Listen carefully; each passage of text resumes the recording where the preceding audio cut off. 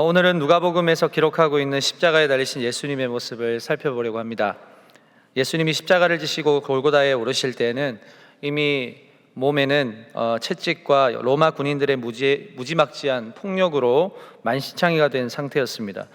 그럼에도 군인들은 이 예수님께 십자가를 지웠고 예수님은 십자가를 지시고 마지막 힘까지 쥐어짜며 골고다로 오르셨습니다.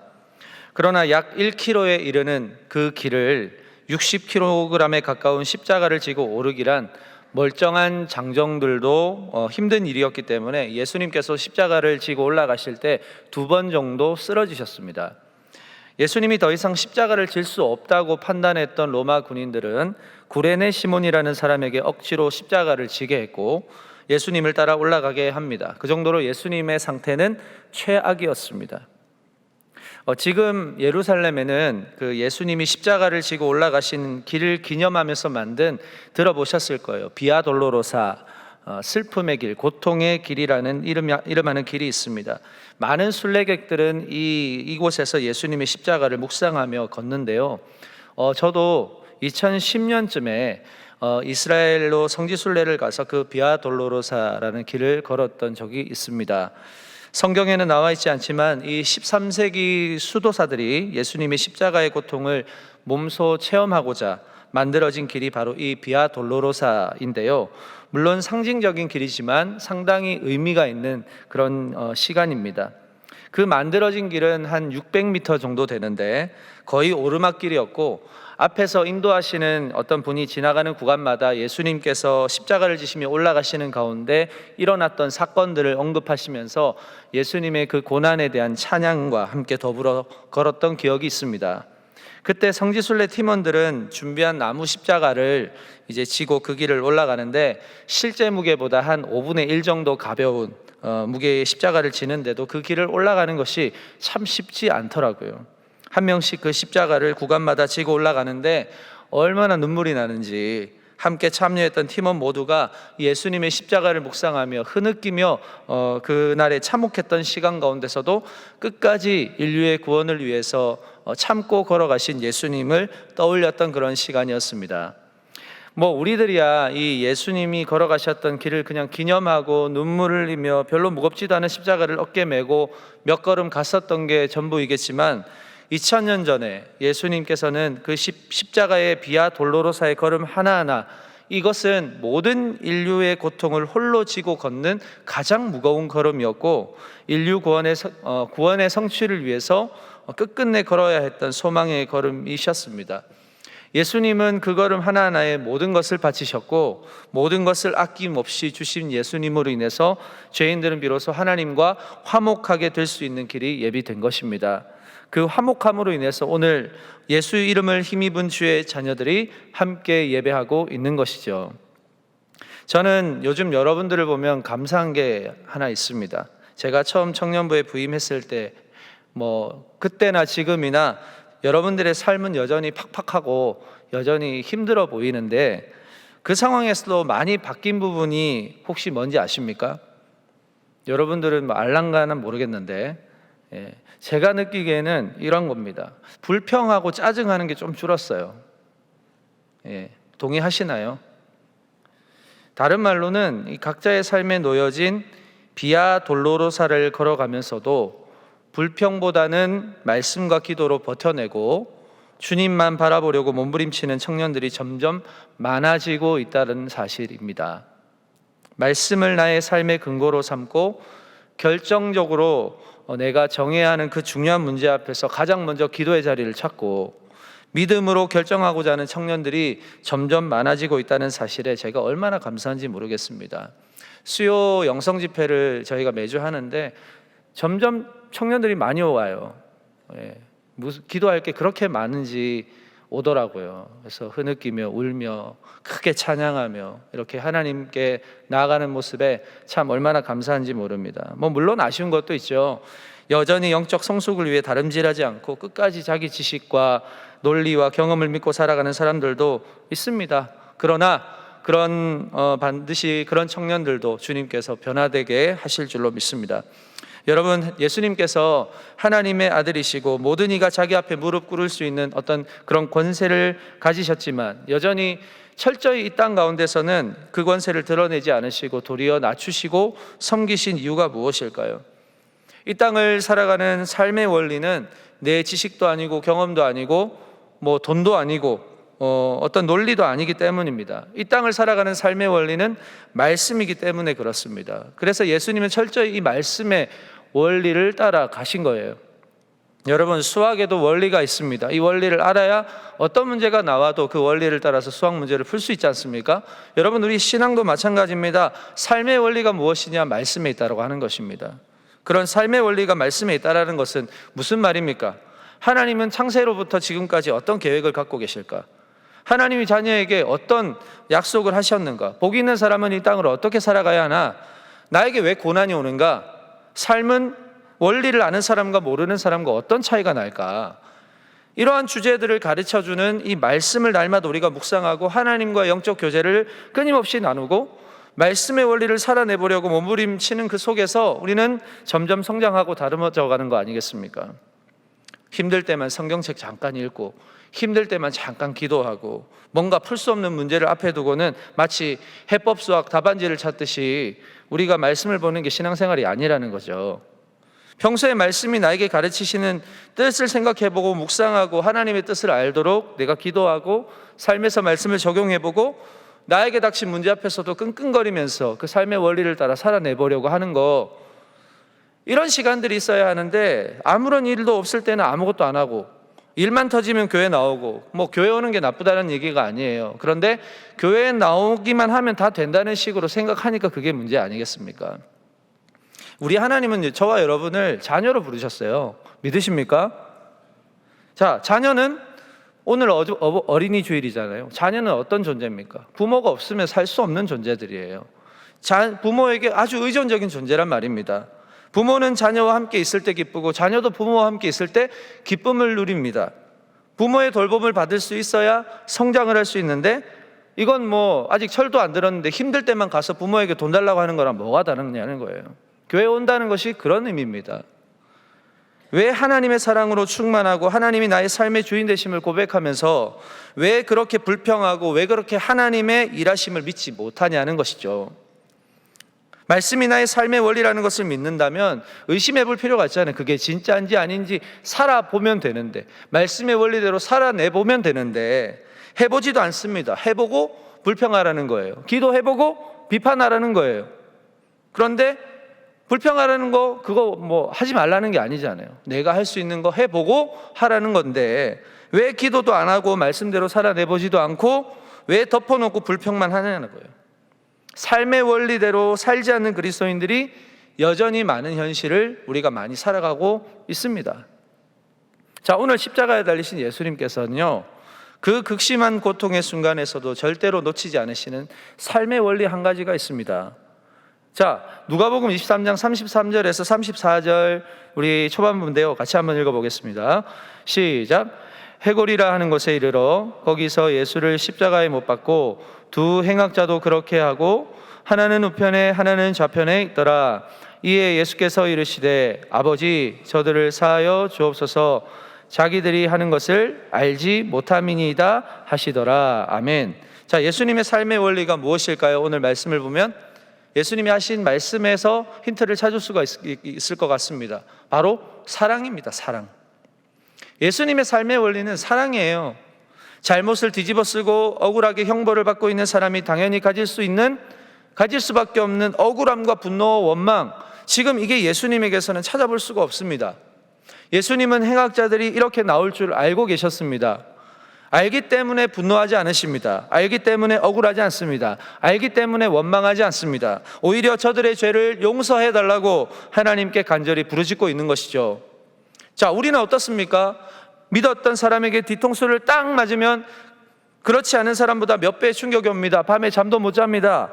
용서가 안 됩니다. 왜 그럴까요? 상대방을 믿으니까요. 그만큼 상대방에게 거는 기대가 있기 때문입니다. 이건 가까운 관계일수록 더 실망이 큽니다. 아닌 것 같아도 우리는 항상 이러한 굴레 안에서 살아갑니다. 조금만 관계가 좋으면 그 관계가 평생 갈 것처럼 생각을 하지만 사람은 믿을 수 있는 존재가 되지 못하고 의지할 존재가 되지도 못합니다. 좋은 관계가 유지되는 것 같지만 사실은 살얼음판이에요. 언제 이 관계가 깨질지 모르기 때문이에요. 여기에 있는 여러분 믿을 만한 사람입니까? 왜 말을 못하세요? 믿을 만한 사람인가요? 축복합니다. 여러분 천만이에요. 저는 저를 좋게 봐주셔서 감사하긴 한데 여러분 전 믿으시면 안 돼요. 안 믿으신다고요? 네, 잘하시는 겁니다. 저는 여러분에게 예수 믿으라고 강조하는 사람이지 저 믿으라고 강조하는 사람이 아니거든요. 저 믿으라고 강조하면 저는 사이비 이단 교주예요. 그렇잖아요. 여러분이 저를 신뢰하고 저를 좋게 봐주시는 것은 너무나도 감사한데 저는 그에 따른 보답을 여러분들에게 할 수 있는 능력이 없습니다. 저도 실수하고 실망시키고 누군가에게 존경받을 만큼 대단하지도 않아요. 그러나 하나님께서는 독생자 예수 그리스도만이 참된 구원이시고 그 이름을 믿어야 영생을 얻는다는 진리를 선포하라고 저에게 명령하셨기 때문에 이 자리에 서 있는 거예요. 그뿐이에요. 사랑하는 여러분, 결국 여러분의 신앙은 여러분이 지켜야 됩니다. 누가 지켜주지 않습니다. 제가 지켜주지 않습니다. 여러분의 부서의 지체가 지켜주지 않습니다. 믿으시면 안 돼요. 우리의 믿음의 대상은 오직 예수 그리스도 한 분밖에 없음을 믿으시기 바랍니다. 제가 옆에 있는 지체를 믿지 말라고 했다고 해서 무슨 말을 해도 이제 내가 이 옆 사람, 옆 지체의 말을 내가 믿으면 안 되겠다, 불신해야겠다, 의심해야겠다, 이 얘기가 아니고 옆에 있는 지체를 믿음이 아닌 긍휼의 존재로 보라는 이야기예요. 저와 여러분 모두는 긍휼히 여김을 받아야 하는 존재입니다. 이 땅에서 죄 없는 사람이 없습니다. 모두 똑똑하고 자기 분야에 내놓으라는 사람들이라도 근본적으로 죄 앞에서 자유로울 수 있는 사람은 아무도 없기 때문이에요. 늘 유혹과 시험 앞에서 흔들릴 수밖에 없습니다. 그러니까 이런 존재를 어떻게 믿습니까, 여러분? 그러니까 실망할 것도 없고 아무것도 기대할 것이 없는 거예요. 우리는 예수 그리스도의 십자가만 자랑해야 하고 그 십자가의 고통 가운데서도 우리를 죽기까지 용서하신 그 놀라운 사랑을 우리 일평생 자랑하면서 살아가야 한다는 사실이에요. 자, 왜냐하면 이 용서라는 것은 사랑이라 이름하는 가장 위대한 행동이기 때문에 그렇습니다. 저는 오늘 여러분과 사랑, 그 중에서도 용서에 대해서 여러분과 좀 나누기를 원해요. 자, 예수님께서 왜 십자가 위에서 용서를 강구하시는 것일까요? 저는 오늘 말씀을 보면서 두 가지로 묵상이 되었는데요. 첫째로 하나님께서 이 세상을 사랑하신다는 사실을 예수님도 아시기 때문에 그렇습니다. 하나님께서 이 세상을 사랑하셔서 예수님 자신을 보내셨다, 이 사실 예수님도 아세요. 자신을 비웃고 저주하고 비방하는 죄인들까지도 용서해 주실 것을 확신하셨다는 겁니다. 그 정도로 하나님의 사랑은 너무나도 크세요. 요한 1서에 보시면 하나님은 사랑이시다 라는 말씀이 있고 이 사실에 대해서 분명하게 설명하고 있습니다. 자, 요한 1서 4장 10절에서 11절 한 목소리로 읽겠습니다. 시작. 사랑은 여기 있으니 우리가 하나님을 사랑한 것이 아니요 하나님이 우리를 사랑하사 우리 죄를 속하기 위하여 화목제물로 그 아들을 보내셨습니다. 사랑하는 자들아, 하나님이 이같이 우리를 사랑하셨은즉 우리도 서로 사랑하는 것이 마땅하도다. 아멘. 자, 여기에서 중요하게 봐야 하는 핵심이 무엇일까요? 우리가 하나님을 사랑하는 것이 아니요, 이거예요. 우리가 하나님을 사랑하는 것이 아니요. 우리는 우리가 하나님을 사랑하고 우리가 하나님을 믿고 우리가 하나님이 기뻐하시는 일을 해야만 그리스도인다운 삶이라고 하지만 이것만 강조되면 정말로 큰 걸 잃어버리는 겁니다. 자, 그럼 정말로 큰 게 무엇입니까? 더 중요한 핵심은 10절 후반부에 있잖아요. 하나님이 우리를 사랑하사, 이겁니다, 여러분. 이거 내가 하나님을 사랑하는 것보다 하나님이 나를 사랑하시는 그 사랑이 먼저였음을 아는 게 더 중요하다는 겁니다. 내 힘으로 하나님을 사랑할 수 없고 내 힘으로 남을 사랑할 수도 없습니다. 하나님이 나를 사랑하셨기 때문에 우리 죄를 속하기 위하여 화목제물로 그 아들을 보내셨다라는 말씀입니다. 사랑하시지 않으셨다면, 우리를 사랑하시지 않았다면 독생자를 보낼 이유가 없잖아요. 우리는 그 사랑 때문에 구원받았고 그 사랑 때문에 우리가 남도 사랑할 수 있는 힘을 얻을 수가 있는 겁니다. 예수님께서 저들의 죄를 사하여 달라는 그 요청 안에는 하나님이 이들을 용서하지 않으실 것 같아서 간구하신 게 아니라 독생자의 십자가의 고통을 지금 하나님도 함께 아파하고 계시는 그 아버지 마음을 헤아리고 계시기 때문이에요. 하나님, 저 때문에 아프시다는 거 알지만 그래도 나를 비웃고 조롱하고 멸시하고 저렇게 천대하는 이들도 하나님 용서하여 주세요. 이 기도거든요. 하나님께서 사랑이시기 때문에 이들도 용서하실 수 있을 것이라는 확신의 소리입니다. 자, 둘째로요, 예수님이 하나님께 용서를 간구하시는 이유는 우리의 무지함 때문이에요. 우리 무지해서예요. 누가복음 23장 24절입니다. 다 같이 읽어보겠습니다. 시작. 이에 예수께서 이르시되 아버지, 저들을 사하여 주옵소서, 자기들이 하는 것을 알지 못함이니이다 하시더라. 자, 이렇게 나오죠. 예수님을 십자가에 못 박고 저주하는 자들은 지금 자기가 무엇을 하는지도 알지 못하는 영적 무지 상태입니다. 자, 그러나 하나님의 독생자 예수 그리스도를 이 땅에 보내신 목적은 죄인을 구원하시기 위함이었어요. 어떤 행위를 하는 자가 그 행위가 무슨 동기로 하는지도 모를 때는 어떤 방법도 사실은 소용이 없습니다. 매를 때리거나 타이르거나 좋게 설명을 해도 못 알아듣습니다. 자, 그러면 이런 상태에서 할 수 있는 일은 뭐예요? 방치하는 일인가요? 아니라는 거예요. 우리 그리스도인들은 방치하면 안 되고 이들을 더 사랑해 주는 것밖에 없다는 것입니다. 하나님이 독생자를 저주하고 조롱하고 침뱉고 때리면서도 자기가 하는 일을 알지 못하는 나를 오히려 용서하시고 사랑하신 것처럼 우리도 그저 사랑하는 것입니다. 오늘 우리가 구원받은 하나님의 자녀로 살아가면서 무지함으로 일관하는 그런 사람들과 관계를 맺어야 할 때가 있습니다. 여러분의 사회생활 속에서 분명한 사실을 기억하십시오. 하나님이 나를 사랑하시는 사랑에는, 먼저 나를 사랑하시는 그 사랑에는 조건이 없습니다. 그리고 상황이나 반응에 절대 의존하지 않으셨다는 거예요. 하나님은 사랑이시라. 사랑 그 자체이심으로 무지한 죄인을 불쌍히 여겨 용서하신 것입니다. 그게 중요한 거입니다. 하나님이 나를 어떤 조건과 상관과 상관없이 사랑하셨기 때문에 그 사랑을 경험한 우리도 하나님을 사랑하듯이 서로 사랑해야 하는 이 하나님의 명령을 받은 사람들로 이 땅을 살아가야 한다는 사실을 이야기해 주고 있는 겁니다. 자, 좋은 예로 마태복음 18장에 보니까 베드로가 예수님께 이런 질문을 합니다. 형제가 내게 죄를 범하면 몇 번이나 용서하여 주리까? 7번까지 하오리까? 이런 질문을 합니다. 그렇죠?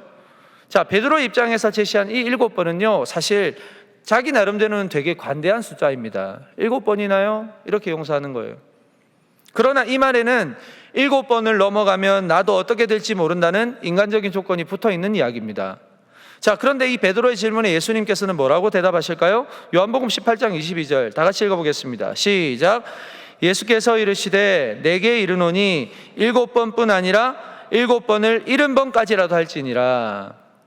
사실상 뭡니까? 무한한 용서를 하라고 하는 뜻이죠. 자, 이에 대한 비유를 하나 들고 있습니다. 1만 달란트 빚진 자. 자, 쉽게 설명하면 1만 달란트 빚진 자는 누구를 이야기합니까? 우리를 얘기하는 거예요. 나. 자, 사실상 1만 달란트는 우리가 평생 갚을 수도 없는, 내 힘으로는 절대 갚을 수 없는 빚입니다. 우리 돈으로 환산하면 16조. 여러분 16조 있으십니까? 그러면 빚 갚으시면 용서를 하실 수 있을런가요? 이걸 어떻게 갚습니까? 갚을 수가 없어요. 그렇죠? 그런데 이 빚을 주인이 불쌍히 여겨 모두 탕감해 줍니다. 자, 여기서 중요한 핵심은 주인의 마음에 뭐가 있다는 겁니까? 불쌍히 여김이 작동했다는 거예요. 헬라어로 이 불쌍히 여기다는 헬라어를 스플랑코 니조마이, 이건 긍휼히 여기다, 사랑하다라는 뜻입니다. 이 주인의 마음에 빚진 자를 향한 스플랑코 니조마이, 불쌍히 여기는 마음이 작동하니까 무려 16조 원이나 되는 어마어마한 빚을 탕감해주는 결과가 나오더라는 거예요. 이게 아버지 하나님의 사랑입니다. 자, 그런데 1만 달란트 빚을 탕감받은 자가 자기 집에 돌아갑니다. 너무 기쁘겠죠? 그런데 집에 돌아가서는 자신에게 100데나리온 빚을 진 동료를 만나자 빚을 내놓으라고 톡촉을 합니다. 여러분, 동료가 엎드려서 싹싹 빌면서 내가 갚을 테니까 참아달라고 요청합니다. 그런데 이 사람이 허락을 하지 않고 이 100데나리온 빚진 자를 옥에 다 가둡니다, 여러분. 이게 우리 모습 아닙니까? 이게 우리 모습 아니에요?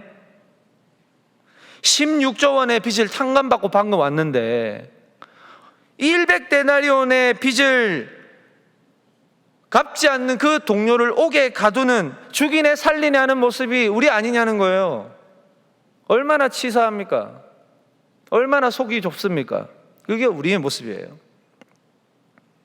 자, 그러면 이 종이 나중에 어떻게 됩니까? 다른 동료들이 이 모습을 보고 주인에게 그대로 일러 바치는 겁니다. 주인이 듣고 놀랍니다. 1만 달란트 빚진 종을 부르라고 합니다. 자, 그렇게 불러서 뭐라고 말하는지 아세요? 마태복음 18장 32절에서 33절 다 같이 읽어보겠습니다. 시작. 그러자 주인이 그 종을 불러다 놓고 말하였다. 이 악한 종아, 내가 애원하기에 나는 너에게 그 빚을 다 없애 주었다. 내가 너를 불쌍히 여긴 것처럼 너도 내 동료를 불쌍히 여겼어야 할 것이 아니냐. 받은 은혜가 얼마나 큰지를 까먹고 자기에게 죄를 지은 자, 빚을 진 자, 그 작은 것도 용서하지 못하고 자기 방법대로 대가를 지불하게 했을 때 이 무지한 종의 결말이 어떠할까요? 마태복음 18장 34절 같이 읽겠습니다. 시작. 주인이 노하여 그를 형무소 관리에게 넘겨주고 빚진 것을 다 갚을 때까지 가두어 두게 하였다. 그 100데나리온 빚진 자를 용서하지 않으므로 어떻게 됐습니까? 자기에게 없어졌던 16조 원의 그 1만 달란트의 빚이 다시 생겨버렸어요. 다 갚을 때까지 옥에 갇힙니다. 평생 나오지 못했을 거예요. 이 비유를 마무리하는 핵심적인 말씀이 그 다음에 나오는데 마태복음 18장 35절입니다. 같이 읽어보겠습니다. 시작. 너희가 각각 진심으로 자기 형제 자매를 용서해 주지 않으면 나의 하늘 아버지께서도 너희에게 그와 같이 하실 것이다. 우리가 1만 달란트의 빚을 탕감받은 은혜를 잊어버리고 다른 사람에게 용서하지 아니하면 하늘 아버지께서도 우리에게 그와 같이 하실 것이다. 여러분, 이 비유는 장난이 아니에요. 그냥 너희들 알기 쉽게 알아들으라고 얘기하신 게 아니에요. 진짜 이렇게 된다는 거예요. 너무나도 무서운 말씀이죠. 여러분, 1만 달란트와 100데나리온의 차이는 이 비율로 따지면 60만 대 1입니다. 여러분, 60만 대 1 가늠이 되세요? 여러분, 우리가 이 1을 용서하지 못해서 나머지 59만 9,999가지의 빚이 다시 생긴다면 이 얼마나 비참한 일이냐는 거예요. 이 1을 용서하지 못해서. 그러니 그리스도인에게서 사랑은 선택의 문제가 아니에요. 의무이자 명령인 것입니다. 요한일서 4장 11절 말씀입니다. 이것도 같이 읽어볼게요. 시작. 사랑하는 자들아, 하나님이 이같이 우리를 사랑하셨은즉 우리도 서로 사랑하는 것이 마땅하도다. 다시 읽어드릴게요. 사랑하는 자들아, 하나님이 이같이 우리를 사랑하셨은즉 우리도 서로 사랑하는 것이 마땅하도다. 자, 여기에서 의무와 명령이 보이세요? 우리도 서로 사랑하는 것이 뭐하다고요? 마땅하도다. 자, 요한 2서 1장 6절이에요. 다 같이 읽어보겠습니다. 시작.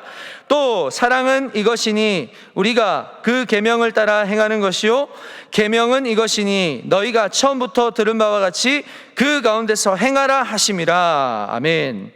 하나님이 독생자를 십자가에 내어 주심으로 우리의 무죄함이 해결됐습니까? 해결 안 됐습니다.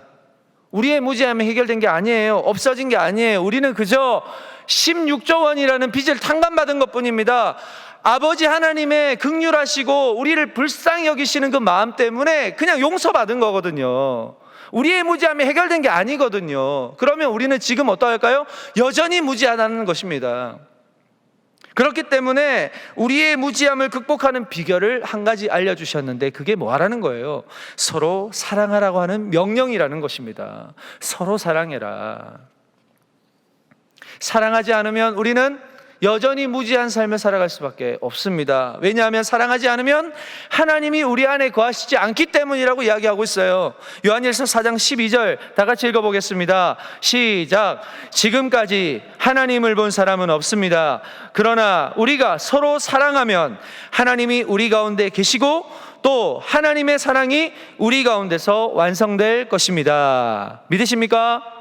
하나님을 볼 수 있는 비결, 우리가 하나님을 본 사람은 없지만 우리가 하나님이 우리 안에 계심을 알 수 있는 비결 뭐냐는 거예요. 사랑하는 것, 서로를 향해 용서하는 것, 허물을 덮어주는 것, 참아주는 것, 내가 먼저 손해보는 것을 아까워하지 않고 희생하고 때로는 자존심 꺾어가면서 화목하기로 힘쓰는 것, 이걸 실천할 때 비로소 우리가 하나님 안에, 내가 하나님 안에, 하나님이 내 안에 거하심을 알 수 있다고 말씀하고 있습니다.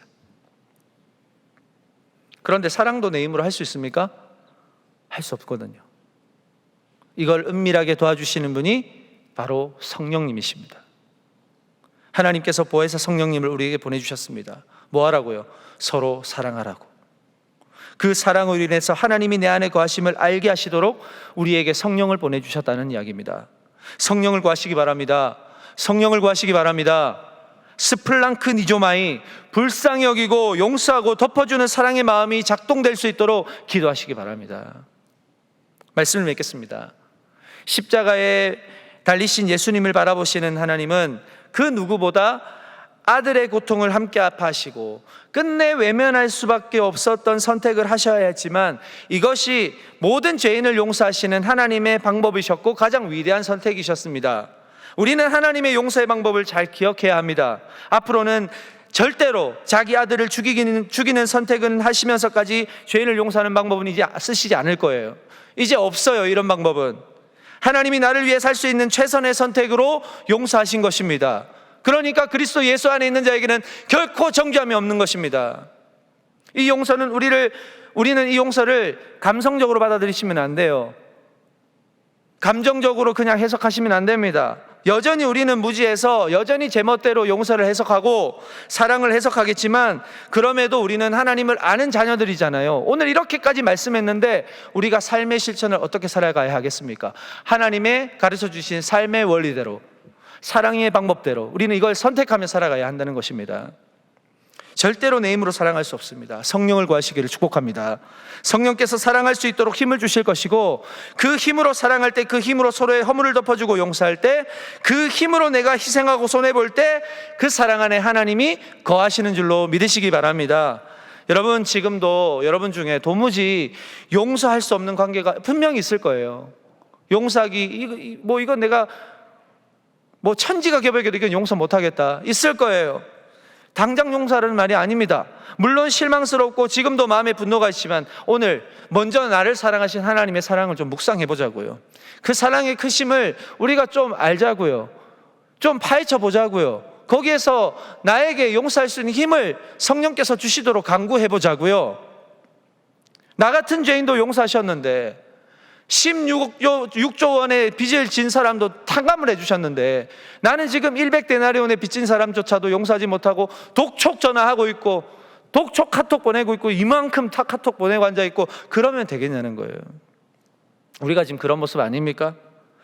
그 주님의 최선을 우리가 기억합시다. 주님이 우리를 위해서 아들을 보내주실 수밖에 없었던 그 최선을 기억하셨으면 좋겠습니다. 그래서 성령께서 나에게 용서할 수 있는 힘을 주셔서 스플랑크 니조마이, 그 힘이 작동되어서 실천하는 저와 여러분 될 수 있기를 축복합니다. 여러분, 십자가에서 자신을 조롱하고 저주하는 죄인을 바라보시면서 하나님께 용서를 구하셨던 예수님의 간절한 기도의 수혜자가 바로 저와 여러분입니다. 사랑은 하나님의 명령이에요. 선택사항이 아니에요. 사랑하는 자에게 하나님이 임하실 거라고 약속하셨습니다. 사랑은 하나님이 거하심을 경험하는 가장 최선의 방법입니다. 물론 우리가 해야 하는 사랑은 아름답지만은 않을 거예요. 힘들 거예요. 불편할 거예요. 내 마음에 내키지도 않을 거예요. 그러나 참아야 돼요. 그러나 십자가 위에서 마지막 힘겨운 숨을 내쉬면서까지 하나님, 저들의 죄를 사하여 주시옵소서. 저들은 저들의 하는 일을 알지 못합니다. 십자가 위에서 무게중심이 자꾸 떨어지고 그걸 일으키시려고 계속 꺼이꺼이 숨을 쉬시면서까지 마지막까지 외치셨던 거, 사랑, 용서. 여러분, 우리의 죄를 용서해달라고 하셨던 그 사랑을 우리도 실천해야 합니다. 그래야 하나님이 내 안에, 내가 하나님 안에 있음을 깨달을 수 있습니다. 우리의 평생 삶의 목적은 하나님을 사랑하고 이웃을 사랑하기 위함이라는 사실을 기억하고 우리를 지금도 변함없이 사랑하시는 하나님께로 돌이키시지 않겠습니까? 삶의 원리를 다시 재점검해서 나의 무지함을 깨뜨리시고 온전한 사랑을 하게 하시는 그 성령을 의지해서 나 삶의 마지막 순간까지 사랑해 보시지 않겠습니까? 삶의 목적이 무엇입니까? 여러분에게 사랑이 기초하지 않으면 울리는 꽹과리가 된다고 말씀하지 않습니까? 여러분, 사랑의 기초를 세워갑시다.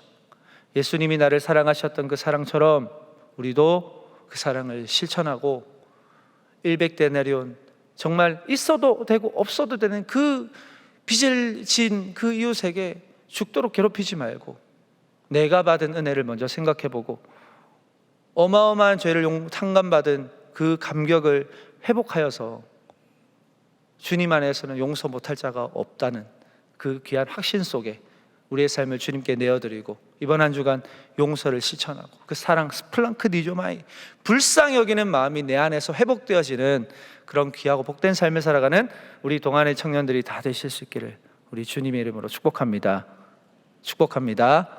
기도하겠습니다. 사랑이 많으신 하나님, 나는 1만 달란트의 빚을 탕감받았습니다. 당신의 한없는 사랑과 긍휼함으로 인하여 갚을 수도 없는 그 빚을 탕감받았습니다. 십자가 위에서 예수님은 나를 저주하고 조롱하고 욕하고 때리고 그렇게나 비난하는 자들에게도 저들의 죄를 사하여 달라고 외치셨던 그 예수님을 따라 우리도 내가 지금 용서하지 못하고 있는 것이 무엇인지, 내가 지금 하나님을 믿는다고 하면서 내 안에 하나님의 사랑이 거하고 있는지, 하나님 이것을 돌아볼 수 있고 내 삶의 원리를 다시 한번 재점검해서 하나님이 기뻐하시고 하나님이 내 안에 하나님이 우리가 거하는 그 관계의 기쁨으로 충만하여서 우리가 살아가는 이 땅에서 온전한 사랑, 온전한 용서를 실천할 수 있는 우리 동안의 청년들이 그리고 성도들이 되게 하여 주시옵소서. 예수님의 이름으로 기도합니다. 아멘.